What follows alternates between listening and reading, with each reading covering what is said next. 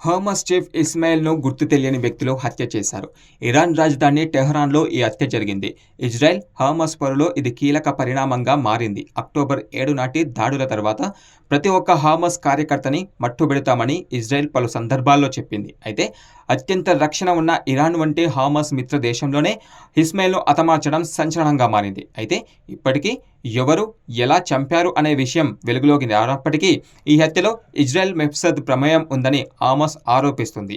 మరోవైపు ఈ హత్యకు ఖచ్చితంగా ప్రతీకారం ఉంటుందని ఇటు ఇరాన్‌తో పాటు అటు హిజ్బుల్లా మిలిటెంట్ సంస్థ హెచ్చరికలు జారీ చేసింది. ఇదిలా ఉంటే హమాస్ నేత హానియా హత్యలో అమెరికా ప్రమేయం లేదని ఆ దేశ విదేశాంగ మంత్రి యాంటోనీ బ్లింకన్ బుధవారం తెలిపారు.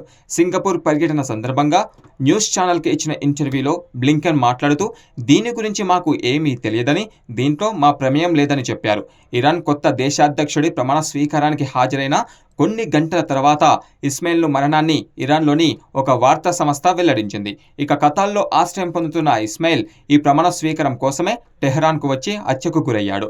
హమాస్ ఇజ్రాయెల్ పోరులో దౌత్యానికి అంతర్జాతీయంగా ఇతనే ప్రాతినిధ్యం వహిస్తున్నాడు. ఇజ్రాయెల్ ఆక్రమిత గోలన్ హైట్స్‌లో రాకెట్ దాడి చేసి 12 మంది మరణానికి కారణమైన హిజ్బుల్లా కమాండర్ని ఇజ్రాయెల్ హతమార్చిన 24 గంటల్లోనే ఇస్మాయిల్‌ను హత్య జరిగింది.